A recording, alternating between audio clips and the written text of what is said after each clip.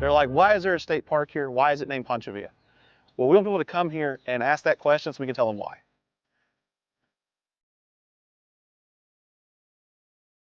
Here in Columbus, there was an encampment called Camp Columbus, and that camp was here, placed here by Woodrow Wilson, president at the time, due to the Mexican Revolution raging south of the border.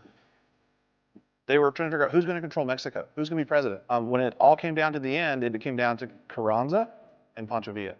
And the U.S. government, of course, backed Carranza, which upset Pancho Villa. The raid started about 4 o'clock in the morning, a little after 4 o'clock in the morning on March 9th, 1916.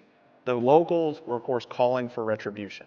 And so they authorized this punitive expedition led by John Blackjack Pershing. We went from a camp of 350 soldiers to a camp of 10,000 soldiers.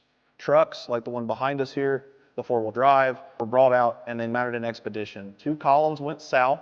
1 column of 5,000 soldiers here in Columbus went south. There were 5,000 troops walking in a line into Mexico. And then the second group was to our west, about 45, 50 miles in Achita. Another column headed south. And the main goal was to hunt down Pancho Villa and to try and keep the peace. We were never able to find Pancho Villa.